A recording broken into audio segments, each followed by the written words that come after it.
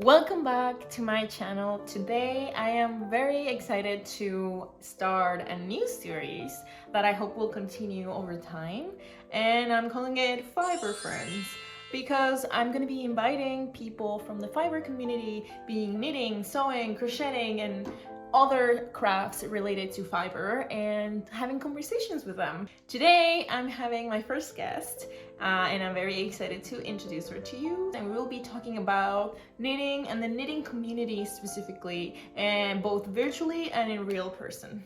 Joining me today to start this series is my friend and also knitter, Kenzie, who is based in Minneapolis. She is a knitting podcaster. She is a knitting content creator too, and she loves cultivating community through knitting and finding humor and craft that she loves. So hi, Kenzie, and thank you for joining me today. Yeah, I'm so excited to be chatting with you. This is gonna be fun. I've only been interviewed like once, so we'll see. We'll see how I do. Oh, you'll be fine. I'm sure you have interviewed before, so it's just kind of like you can reverse the skill, I'm sure. But I feel like ever since I first find you on Instagram, I've noticed you've been very, very committed to the knitting community and to creating more community to expand on it, both in real life and with like more virtual groups, hosting the podcast, having like public Instagram discussions. So I mean, just from your point of view, like how did it all started? When did you decide, yeah, I'm gonna do this? Yeah, it's not something I set out to do. So like many of us, I made a knitting specific Instagram in March of 2020.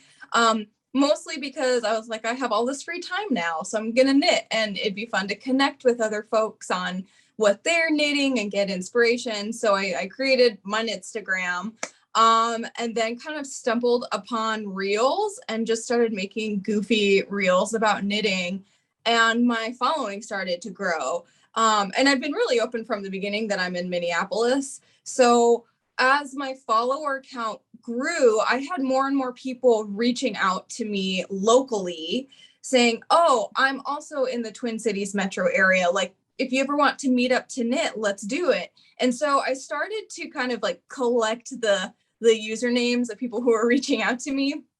And when I got to a point that I had about at least half a dozen people, I started a Instagram group chat, and put out another call on my Instagram where I'm like, hey, I'm starting this local group chat so we could meet up and knit if you're interested. And it actually, we hit the limit for how many people can be in a group chat on Instagram pretty quickly. But we started to do some in-person meetups around the Twin Cities, and that just kind of grew from there. And I post about my group a lot. We're called the Twin Knitties. Oh, I love it. And so every time I post about meeting up with my knitting friends, more people reach out. So it's just kind of grown, at least in the local aspect. And then people started to say things like, oh, I wish I had that where I live, or that's so great that you have a group of knitters you can connect with in real life. And so I recognized that there was a little bit of like a gap for people to connect online over knitting outside of maybe like Ravelry or even on its Instagram. So I created a knitting Discord, which I'm going to be honest, like I know nothing about Discord. All I know is my husband's a gamer and he's on it, and he's been no help. Of course. Trying to figure it out. And luckily there's some people in that community who stepped up and kind of helped me run it.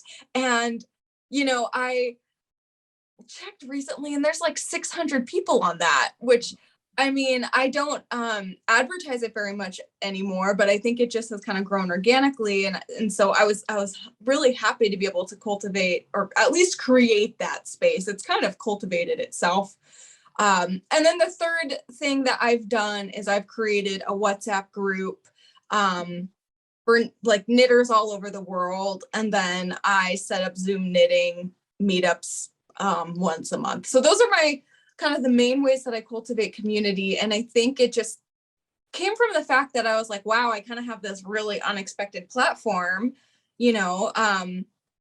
I could use it to just hype my knits all day and that'd be fine. But like, I was like, oh, I can do something with this that could bring joy to people and, have some purpose behind this weird thing that's happened to me where I have a large following on the internet and I want to just use it for good and not evil. That's really impressive. And obviously I'll include links to the Discord and to the WhatsApp group if people want to join. But that sounds like a lot of work. Like just hearing about it, I like, how do you like balance like having your life? Because like I know this is not your number one occupation. So how do you like balance it? How do I do it? I have a really busy day job, but to be honest, working from home from the pandemic, that's given me an hour and a half to 2 hours back of my life, from commute. And so I feel like just the fact that I'm home more has definitely given me some more time, to do this. But, as it's grown, like I said, with my Discord, I had to put out a call and ask people, do you know how to moderate? Can someone, help me with this? And, the WhatsApp group is pretty easy because I think people are really respectful in the sense where I'm like, hey guys, I'll schedule Zooms as I can, and people seem to be okay with that cadence and respect the fact that like I can't host a Zoom knitting meetup every week. And yeah, it can feel like a lot, but the thing is all of this is so much fun that it doesn't feel like work. And like the Twin Knitties group, there's this awesome gal, Meg, who she's like a pillar of our community, and she has helped set up knitting meetups at a fabulous yarn shop in Champlin, Minnesota called Bee Woolen. And so we're actually going there tomorrow.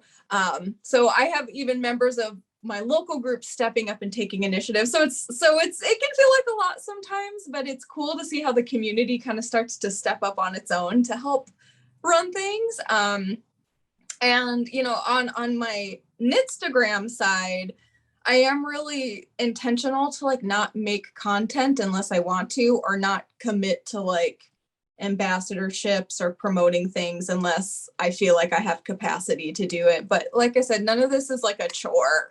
So it's like a hobby. It's like, I feel like it's like my hobby squared. It's just kind of gotten bigger. Yeah. I feel like as soon as it starts to feel like work and that you don't enjoy it anymore, it's like it's a moment to pause and be like, should I still keep doing this or not? But I'm glad to hear that it has gotten to that point and that it kind of grows on its own and has its own life. And like the Discord, I'm sure just like they just continues without you even. So that's great. Someone's taking the time to like reach out and chat with me, I always try to chat. So it's like I'm expending energy on Instagram and can't always show up in all of my other knitting chats as much as I would like, but Instagram, which if people want to reach me, that's probably the best place. I know how big the knitting community is, obviously, because I'm part of it. But sometimes it makes me wonder, like, why do you think we just kind of quickly get together like ants and like expand so much? Like, what is it about the knitting community that it's just so expansive and alive? I can kind of talk about my consciousness of the knitting community and how that evolved for me. So, I've had a personal Instagram, oh my gosh, since I was like 20. Like I post from like 2012 on my personal. I know we were chatting about that. Like, yeah. And so I don't even think I realized that there was like an online knitting community. Like I knew there were knitting accounts, but I don't think I was aware that there was like this community until I made a knitting specific Instagram. And kind of funny, and I think I've shared this on my podcast, but my knitting Instagram actually used to be like a swing dancing Lindy Hop Instagram. So I started it just so I could see like only swing dance content. And it was Kenzie Hop, like Lindy Hop, but I quickly changed it over to knitting. And the pandemic, I'm sure, has something to do with that, right? Sorry. Yeah. Like knitting or dancing just stopped, and then I was like, well, now it's knitting. Yeah, exactly. So I had this thought that I was like, I only want to see knitting related content. So I only followed knitting accounts, only, engaged with knitting content at the time. And that's when I started to become more aware of like, oh, people have, Instagrams just to share knitting, just to connect with other knitters. But I would say, and I mean, maybe I'm wrong on this, but I would say, I kind of felt like the knitting community really blew up in the past couple years. And I some like indie yarn dyers and some other folks with knitting related businesses who have all said that like business has been booming since the pandemic. Oh, So wow. I think there's this mix of kind of like, we all probably have existed for a long time. We just haven't brought our knitting and this craft to a virtual space, seeking community probably until recently is my guess. Or not as much, not like exponentially. Yeah. No, yeah, exactly. And so, and it's fun because like I know I have followers who have been like, oh, I started a specific knitting Instagram since I followed you so that I can connect with other people. So I think this concept is becoming more popularized. And like, I just want to say, you can have your kids and your dog and your vacations on your Instagram and have your knitting as well. And it's like, I'll still want to follow you. Like, I'm not a purist, like, Yeah. I want to see your life. Like that's Yeah. So so I would imagine it's a mix of the pandemic. And then I also think a lot of us like just didn't realize that knitting didn't have to be a solitary activity, because it's honestly, it's been something I've done by myself until like the last 2 years. But like going back to the conversations that you bring, not just in the Discord and the WhatsApp, but like also publicly, because I think that's a very like big thing that you do, that calling out special things that happen in the community or anything that's current to talk about, and then other issues that might pop up and that people have opinions on. And I've seen you do that a lot, and I really respect it. So what can you tell me about the experience of hosting those conversations? Yeah. So, just for a little more context, if folks haven't been to my page before, I host, I call them like hard topic conversations. And basically what it is I'll post a question to my stories with like a response box, and we'll let people respond. And I've only ever not posted maybe one or two things, but as long as people's responses are, respectful and aren't like racist or homophobic or sexist or too terrible, I will post every single answer anonymously. And I've posed questions from, what if like a pattern designer comes out with a very similar pattern as somebody else's, or what would make you unfollow someone on Knitstagram, to inclusive sizing. I think I've hosted a lot of different conversations, and I think, kind of going back to how I was saying, like once I had a little bit of a platform, I was like, I want to be intentional with this, and I'm just somebody who always has purpose behind everything she's doing. If I'm going to have any type of a platform in this world, I want to use it to make the world a better place. And I am not someone who believes in necessarily keeping politics out of knitting. I kind of hate that phrase, because it's not even about politics. We are a community. And just because we're like a friendly craft community doesn't mean that issues in the outside world don't plague our community. Mm-hmm. And because yeah, we're not in a vacuum. We're simply not. I love how this craft can connect so many different kinds of people, and I think that's a beautiful foundation, because we're living in an era of such division in so many ways. And I am someone with really, really strong values, and I'm very open about what I stand for personally. But I'm never going to be someone who's like, if you're this way, don't follow me, because I think it's important for different people to engage with each other and to learn from each other, because I've hosted these conversations and people have shared perspectives I never would have considered. And whether or not it changes my mind on things, I have expanded my worldview and feel like I understand so much more than I did before. And so I started hosting these conversations, and I think I do think that, like I said, any community is going to be plagued by problems. And I am not going to be one to ever shy away from those things.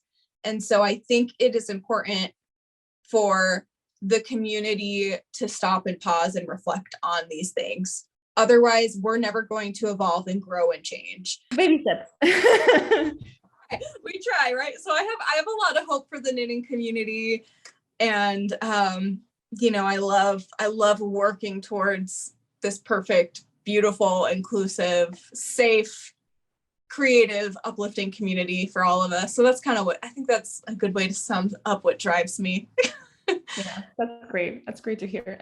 But how do you like pick those conversations? Because like I feel like sometimes you're getting, from things that are happening that are current that people are talking about, but there are others that feel like out of the blue, or maybe there's a logic behind them, or like maybe people reach to you about it and then you feel like it's time to talk about, like, what is the process for those? Yeah, I mean, a lot of them have been kind of in response to something, when I think about, like the, designers, what if designers appear to be copying each other? Like, that was following a specific event, but it had been a tale of me hearing about multiple things. And so it felt different. Mm-hmm. Sometimes it's a conversation with like a knitting friend, and I'm like, that's an interesting question. Sometimes yeah, it is. Sometimes it's random. Like I think I recently was just like, how does everyone feel about Knitstagram lately? Mm-hmm. Which is kind of a random question, and it's one I could probably ask over and over. And I think the one about what would make you unfollow someone, I think I found myself like unfollowing a few people. And I had a really interesting conversation on my podcast, K2 Together podcast, with Emily of Woolly Bear Knits, where she had said sometimes, like, she loves accounts and they're beautiful, like they're great knitters and their stuff is beautiful, but it gives her such a sense of like missing out, or like, Mm-hmm. and so she was like, I'll unfollow people who have great content, and or people who just aren't inspiring me. And I like that kind of mindfulness aspect, because, oh man, I am like your classic like Capricorn Enneagram. Like, I want to do everything. Like, I want to design, and I want to podcast, and I want to like host events, and like I want to do all these things, but I also like still want to knit. Yeah. Like sometimes there can be like knit envy, and like feeling okay about like, I might need to unfollow somebody because they're just churning out so much great content and I can't do that right now, or even just muting. I like that kind of mindfulness. So that's why I posted that question, because I was like, what would make you unfollow somebody? And those answers ran the gamut from like not enough pictures of knitting to people are annoying to like, yeah, like, yeah. Then I thought it was so funny because there were things like people post too much and then people don't post enough. So it's like there's no winning. Yeah. Oh, when people post every day, when people don't, yeah, I mean, but that one was a little more funny and less serious, but yeah. And I also selfishly, it helped me kind of understand the audience a little bit better as well. Like I got to kind of get a sense of like, what people like. But then again, we're all always up against the algorithm, which that's a conversation for another day. Oh yeah, for sure. That has like its own podcast day. Yeah. And so, I mean, you talked about so many things like the community, the Discord, the conversations. What else do you have in mind? Like, what, if you can give me like a little preview, like, do you have any other knitting related things that you would like to do that you haven't touched into yet? Yes. So kind of in league with our podcast. So Kara from the Kinetic Knitter and I, we have the podcast, and from kind of the birth of the podcast, we've wanted to have a retail store, like an online retail store, and we have a lot of ideas for it. So for one, Kara's a dyer. We're really excited. We actually have partnered with a designer who created a shawl it was like a cowl pattern, actually, kind of inspired by the podcast. We designed it with her. There's some slipovers and knit two togethers. Oh. We're going to create some custom kits, dyed yarn kits with our brand colors, and host a knit along. And our podcast, we say it's more than a knitting podcast. So we also talk to other makers, other creatives, other people who are, maybe tangential to the knitting community, but might not be in it. And we dreamed of being able to collaborate with a bunch of different like small artists or small makers to create, goods and fun things in our brand colors that we could sell through our shop. And, we had gotten as far as designing some clay earrings, and we have a lot of ideas, and life kind of unexpectedly happened to both Kara and I. And so, that's probably going to be more of a summer thing. We both have like ideas in mind of things that we would love to make and put in the shop and stuff. So I don't know, we'll see. We loved the idea of having a shop where we could support up and coming makers, making beautiful things that we know knitters would enjoy, because I think knitters, more than a lot of people, appreciate handmade. And we really want to support small businesses and makers and uplift, people in all kinds of communities. So that's, basically we want a knitting empire. And it's just, if you're already in, why not make it your full-time job and just go all the way in? This is a question, like when I interview people, if, it comes up, like I love asking, if you could dream big, like ridiculous, like what would it look like? And I think I was just like telling someone this the other day, like they didn't ask me, and I'm like, I want to replace Vanna White on the shelves of like Joann's and Michael's and have it be like Kenzie's choice yarn. I never want what I do to ever feel too like corporate, of course. Like I don't need to be on the, shelves of Joann's, but I think what if I could do this and have fun, and quite frankly, like if I can make enough money to just pay for my yarn, and making content is actually a lot of work. So if I could feel like I'm getting a little bit compensated, I do have a couple partnerships where I make content and get paid for it. And then other like affiliations where I'm sent free yarn. And, the only area that's not monetized yet is the podcast, which actually probably takes up the most of my time. So, trying to figure out how to do this in a way that's sustainable, because it's fun, but at the same time, it's like, that like, especially as a videographer, your YouTube videos are just like so high quality. It looks so, it's a lot of work.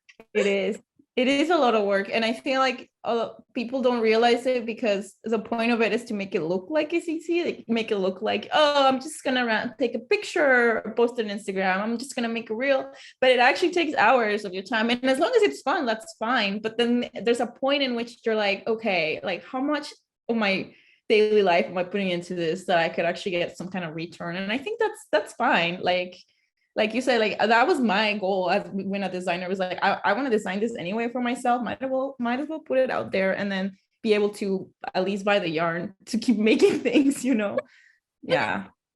Pros call it beer money. Like, come on, normalize knitting money. It's, and to be frank, like, knitting can be very affordable, but, like I love supporting indie yarn dyers. I love supporting small businesses, and you're paying for that higher quality and that artistic touch. And, so no shame. I always say this on my own podcast too. If anybody's ever interested in learning like how to get partnerships, or, possibly how to get paid for making content. I am an open book.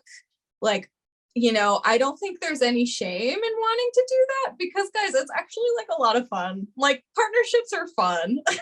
Yeah, I mean, and in the end, I feel like the money just keeps moving through the community. Like, I immediately put it into buying some other people's patterns, or like you said, like small dyers yarn, or like a local yarn store, whatever. So like the money keeps moving within the community, so that's a good thing. 100%. It, like, anytime I make money, it's like going back into this craft, right? So I think that's like no shame. It's super fun. You're funneling it back into the community. You're supporting the creative economy. Yeah, totally recommend it, but it's a lot of work. And like, if you're a content creator, you should get compensated for it. Yeah, no, I agree. Okay, maybe just to wrap everything up, and since we were talking about it a little bit, like, what would you be one advice or one thing you would say to someone who wants to start an Instagram, or like get serious about making a content that's related to the knitting community, or even like start another group like the one you have, or the many you have? Yeah, I would say, obviously you need to figure out your boundaries with social media, but like, show up as yourself.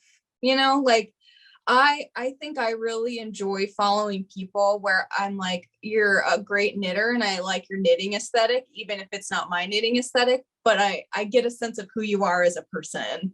So I would say, like, figure out how you want to show up. I think I've kind of fallen into this, like, which is very much me in real life, but it's like bright knits that are joyful, that create like bold, fashionable outfits, and building community and being authentic in a way that's also like sustainable for me. It's funny because I feel I have a very corporate job. There's aspects of my life where like I literally wear black outfits and it's, pretty dreary. but I keep that separate from my knitting life, and I think I have very healthy boundaries of how I choose to show up, and what I choose to share. But I also love sharing about my cats and like what I like to do outside of knitting sometimes, and funny things I find on the internet. Like, I probably post like a TikTok of cats like every day.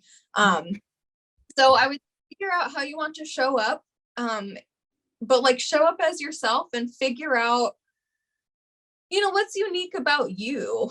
And I also recommend a ring light. They do wonders with photos. I would recommend cultivating like real connections with people. I mean, I've made friends through this app where if I were to fly into people's cities, I would like say hi. Like, it's super fun. And so I recommend just don't make an Instagram, do a bunch of hashtags and just expect everybody to like your stuff. Go